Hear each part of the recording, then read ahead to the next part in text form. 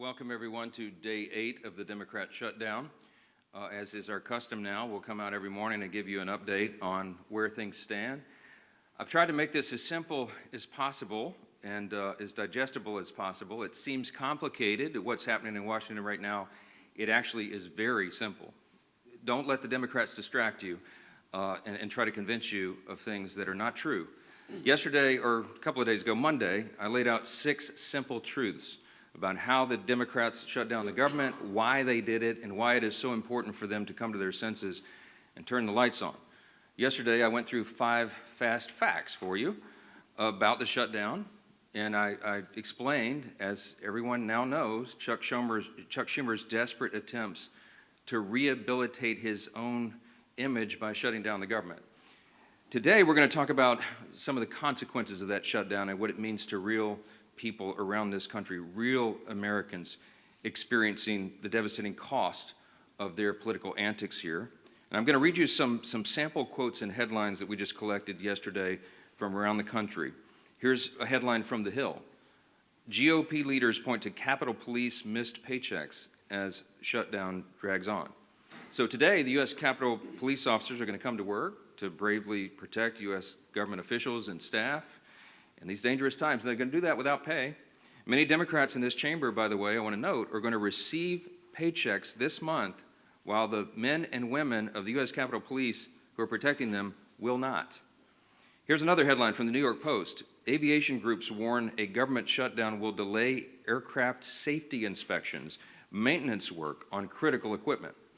While air traffic controllers are going to continue to serve in their posts, thankfully, critical safety inspections are going to stop, increasing risk for air travelers. That affects everybody.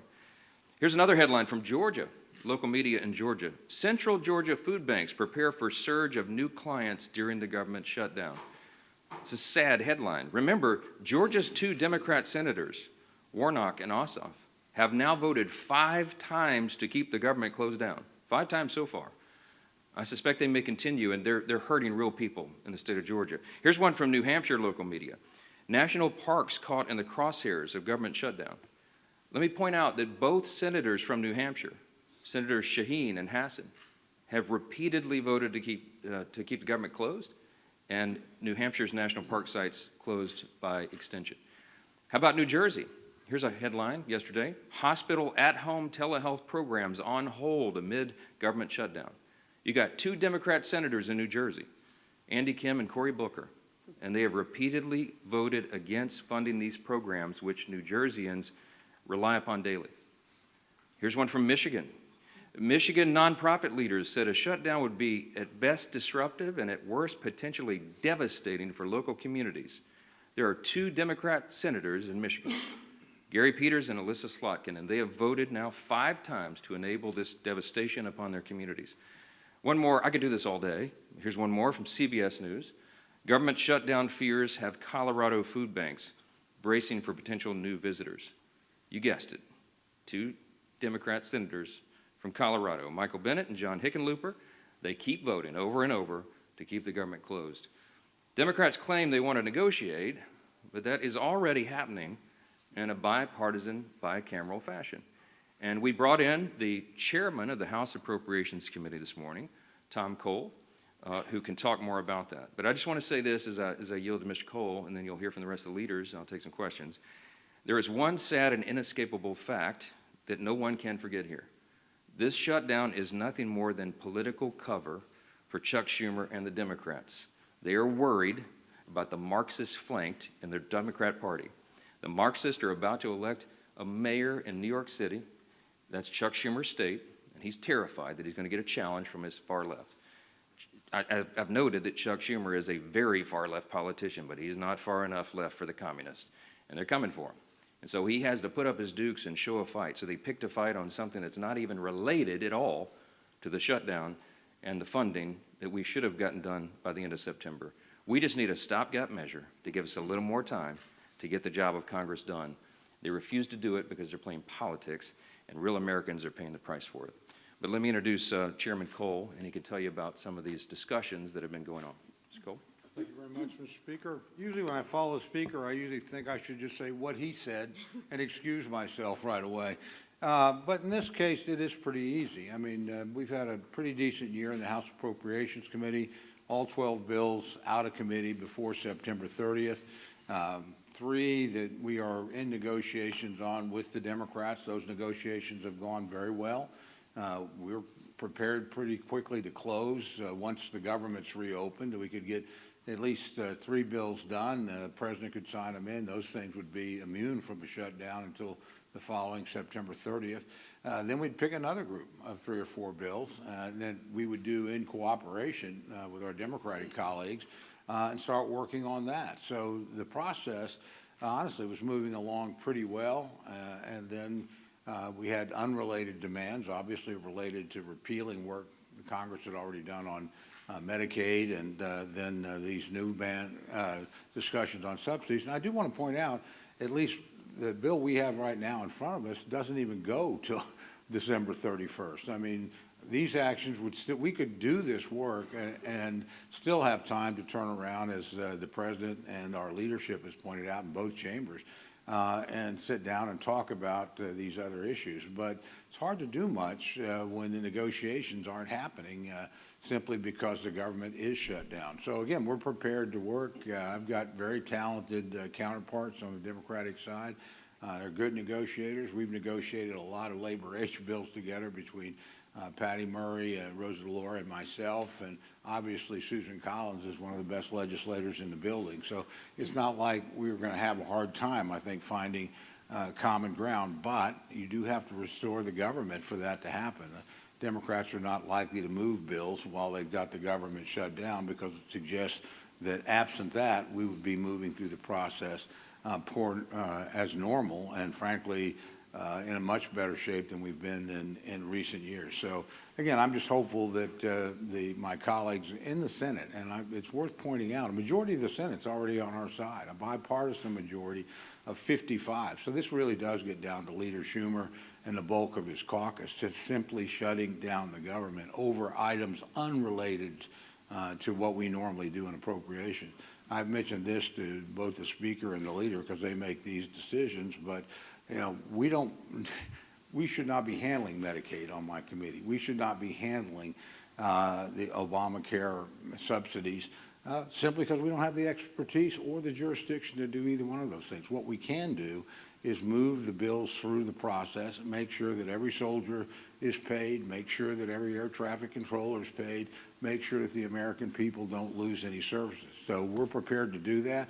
Frankly, I think my Democratic colleagues are prepared to do that once we resolve this shutdown, and that's quite simply in the hands of Leader Schumer and the bulk of his caucus. When they make the mind that they want the government up and running, believe me, we'll move very quickly, and we'll try to move away quickly from a CR status to passing bills individually or in small groups, and get folks up and working again, and get the government restored and continue that process as we're supposed to do. So with that, Mr. Speaker, I just yield back.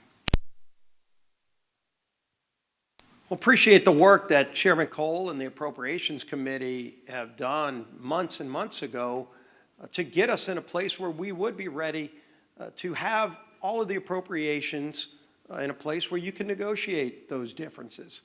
It was Chuck Schumer and Hakeem Jeffries who chose to take their toys and go home, all to appease the most radical elements of the far left, because Chuck Schumer is more concerned about his political job than he is about the jobs of millions of American families.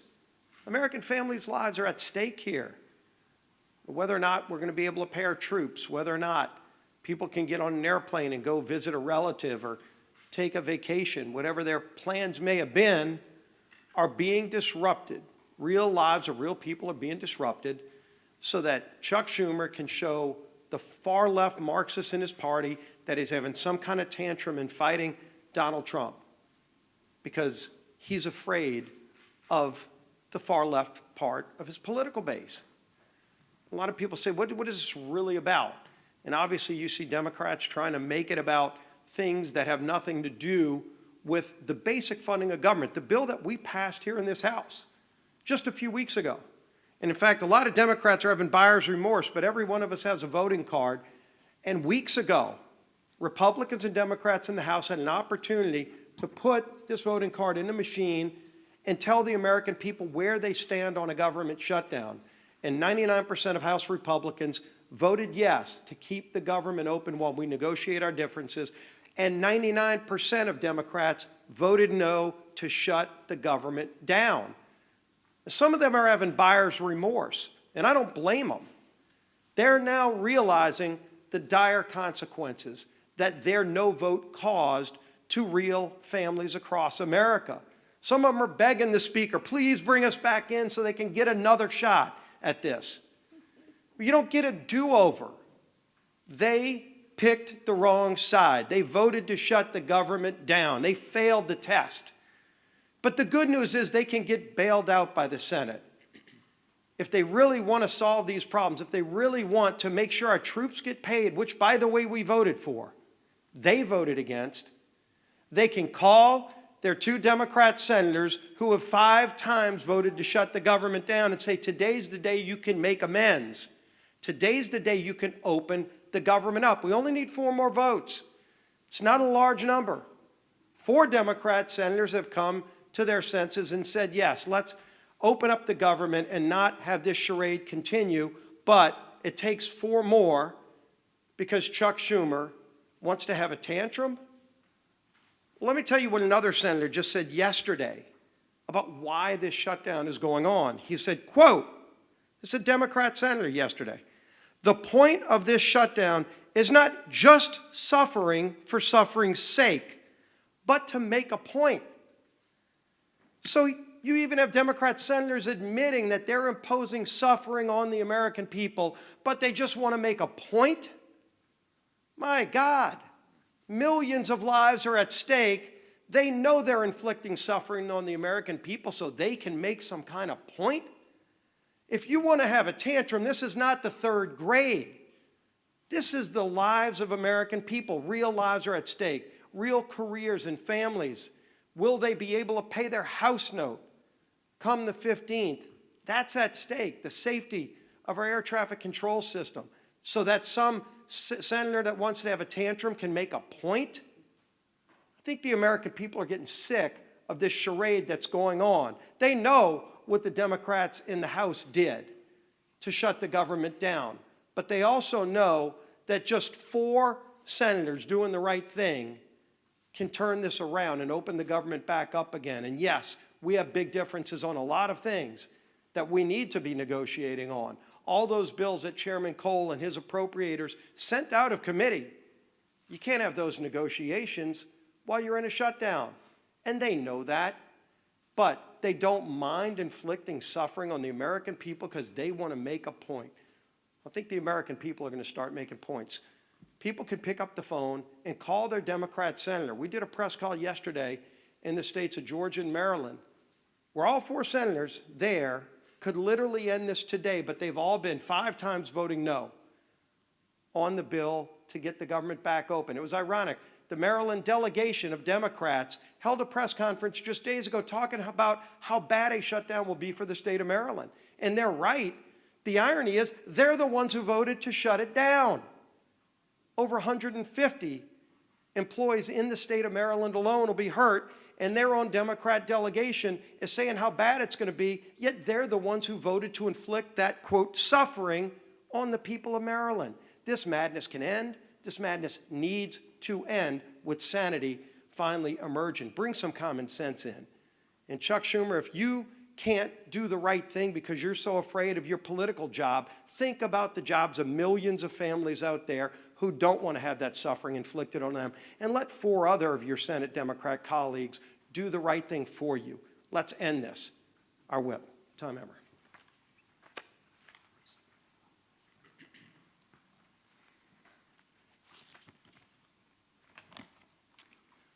8 days. We are now 8 days into the Democrats' shutdown. 8 days that our troops are not getting paid. Border Patrol agents are going without mission-critical funding. Federal workers are being forced to figure out how they're going to put food on the table for their families. All because Democrats would rather hold the American people hostage to appease their radical base than to pass our clean, nonpartisan government funding bill. As of this morning, Senate Democrats have had 5 opportunities to get the government up and running again for the people they were elected to serve. And the vast majority of them have voted no every single time. Their obstruction is not only a slap in the face to hardworking Americans whose livelihoods are being put at risk due to the Democrat shutdown, it's also a slap in the face to the constituents who fund their salaries with the expectation that they fulfill their basic constitutional responsibilities. In my hand, I have more than a dozen pages of organizations from across the country representing Americans from every end of the political spectrum, echoing the exact same message.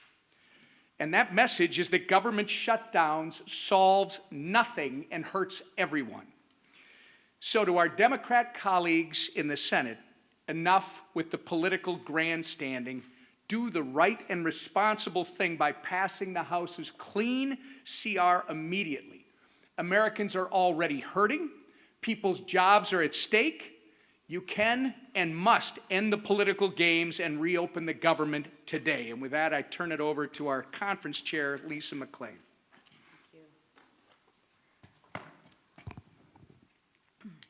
Good morning, everybody.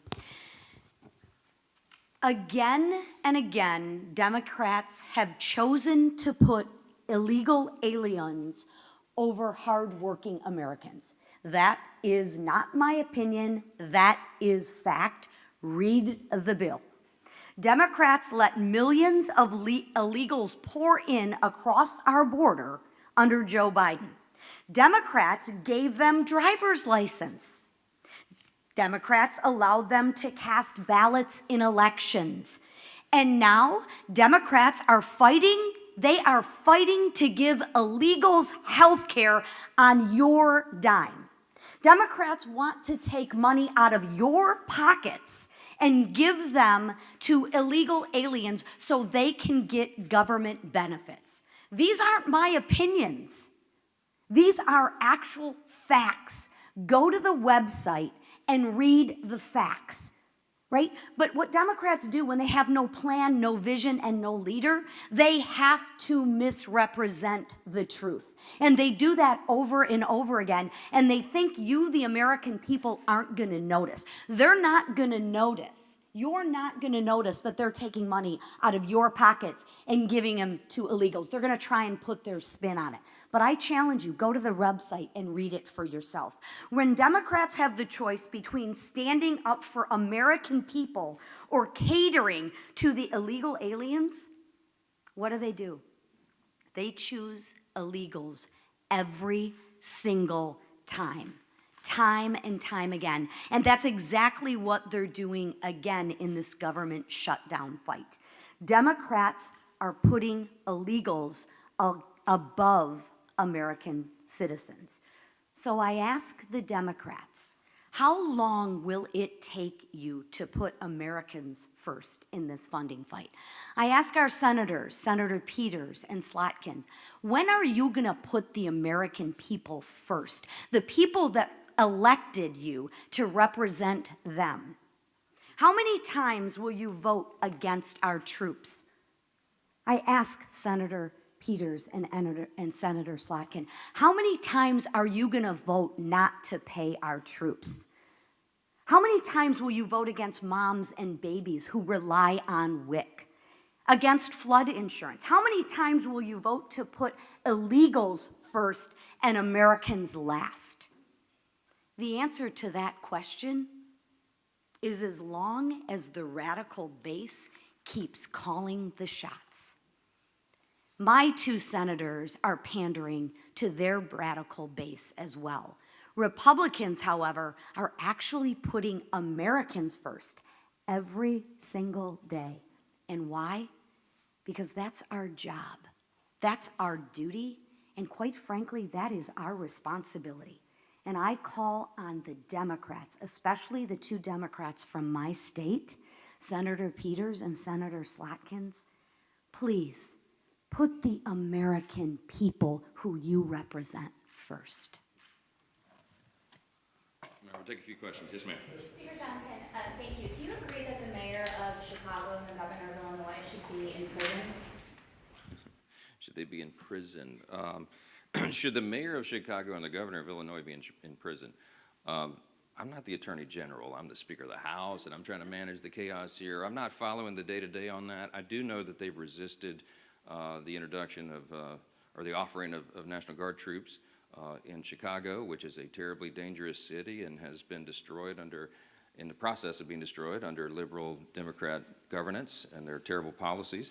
I would just cite for you in response Exhibit A, which is the District of Columbia. All of you were able to walk safely into the Capitol today, and you can park your cars blocks away and walk back to your cars, and you're not in fear of having your purse snatched or your car being jacked or being assaulted. And why is that? Because President Trump had enough of it. He's a strong leader in the Oval Office, and he used the resources that were available to him, the National Guard, to bring order to the chaos. The Democrat mayor of the District of Columbia ultimately said, thank you so much for the reinforcements, and you're all enjoying the spoils of good policy and return to the rule of law. If we could do that in the other major cities in the country where they're having terrible crime crises, that should be seen as a positive, and I think most Americans see it that way. If you're a resident of Chicago or New Orleans or one of these other Democrat-run cities, you've had enough. You're tired of your family walking in fear and not being able to enjoy their lives, and if President Trump can use the resources and do it in a lawful manner to allow National Guard troops to help bring order and restore the rule of law, that is something that is wildly popular with the American people. Now, if you have elected officials in some of these states who are committed to their radical, soft-on-crime ideology and defunding the police and all the things the Democrat Party championed for the last several years, and they want to stand by that, we encourage them to do so. We'll see what the people think about it. Yes, sir. Back row. Speaker Johnson, a lot of the free health care for illegal aliens that you've been talking about is care provided in emergency rooms, which are required by federal law to care for anybody, even if they can't pay, even if they're not a citizen. Do you think that that law should be changed? No. You're talking about EMTALA, which has been part of the law for most of my life. Emergency care is provided without question to anyone who comes in. If you're hemorrhaging and you show up in an emergency room, you get treated. That's something we all support. That's a very good law. We're in favor of it. You're cherry picking a tiny subset of the issues. We put, and go to it's still on the website, speaker.gov, look at page 57, section 2141 of Chuck Schumer's counter-proposal CR that he filed. There's 6 categories of things that they would like to restore funding to, and it adds up to $192.8 billion, almost $200 billion of hardworking taxpayer funds that would go to support illegal aliens and other non-citizens. Now, with regard to EMTALA, are we saying change the law? No. But one of the things they're doing, and one of the things that Chuck Schumer is advocating for and has filed in the law and is using as a leverage point to keep the government shut down, is he literally wants to reimburse hospitals more money for treating illegal aliens than American citizens. Fact. Go look it up. Go look on the website. Don't take my word for it. We're not doing that. If you're a young, pregnant American citizen woman who shows up in an ER and you get treated and they pay the hospital less for treating you than some illegal rabble-rouser who came in from some, South American country to do us harm, that is wrong. The Republican Party stands for common sense. In the big, beautiful bill, we fix that. And Chuck Schumer wants to unwind it, and it is unconscionable to me that he's inflicting all this pain on American citizens so they can play games and try to appease the radical left base. That's what this is. Yes. Thank you, Mr. Speaker. 2 questions about federal worker pay. One, is it your understanding that federal workers will be repaid after this shutdown as part of current law? And 2, would you allow a UC, for example, for the military to ensure that they would be paid in the shutdown? Those are 2 questions. Federal workers, it's my understanding that the law is that they would be paid. There is some other legal analysis that's floating around. I have yet had time to dig into and read that. But it has always been the case, that is tradition, and I think it is statutory law that federal employees be paid, and that's my position. I think they should be. They should not be subjected to harm and financial dire straits because Chuck Schumer wants to play political games. With regard to paying the troops, I want everybody to listen to me very carefully. Hakeem Jeffries and the House Democrats, as Leader Scalise said so well, are clamoring to get back here and have another vote because some of them want to get on record and say they're for paying the troops. We already had that vote. It's called the CR. Every Republican and at least one Democrat had the common sense to say, of course we want the government to stay in operation. Of course we want to pay our troops and our air traffic controllers and our Border Patrol agents, TSA, and everybody else. We did have that vote. The House, I keep saying the House did its job. We did that almost 3 weeks ago. And every Democrat in the House except one voted against it. They voted that they did not want the troops to be paid. They did not want TSA agents to be paid. They did not want air traffic controllers, Border Patrol agents, and all the rest. They live with that vote. They made that decision. The House is done. The ball is now in the Senate's court. It does us no good to be here dithering on show votes. We did it. We sent the product over. It is clean. It is 24 pages in length. It's the most bare minimum that's necessary to keep the lights on for the people.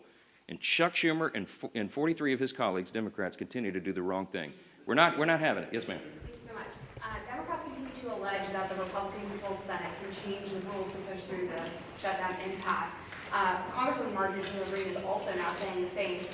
Is there any validity to this, and what sort of precedent would that set for a future Democrat-controlled session? Well, I'd lead the House, but the Senate has its own rules. Some of them are arcane, and when you're in the minority, you don't like it a lot. The filibuster is a tradition over there that's been maintained by both parties whenever they've been in the majority for a long, long time, and they can make a very compelling case as to why that's true. Now, could you go nuclear and blow that all up and end the filibuster once and for all and allow everything for only majority party vote, 51 votes in the Senate? I mean, is it possible? Yes. Is it wise? You can have a lot of people who would tell you it's not. I mean, on the Republican side, I would be deeply concerned if the Democrats had a bare majority in the Senate right now, a Marxist ideology taking over the Democrat Party. Do I want them to have no safeguards and no stumbling blocks or hurdles at all in the way of turning us into a communist country? I don't think that's a great idea. That's me. So what's good for the goose is good for the gander, as they always say. And there are some safeguards in the process that were built in a long, long time ago to prevent one party just running roughshod. Now, there's a big contrast between what I just said and the issue that is before us today. We're not asking Chuck Schumer and the Democrats to do anything different than what they've always done. We've shown you the highlight reel. Chuck Schumer gave impassioned speeches as recently as 7 months ago in March of this year. He said, we have to keep the government open. It would be dangerous and harmful to the American people. He said after the vote, he went on CNN and said, I'm proud of that vote. I didn't like it, but we had to do that. He was right then. He is not right now. We're not asking the Democrats to do anything heroic. We're asking them to do their basic duty and responsibility, as Chairwoman McClain said.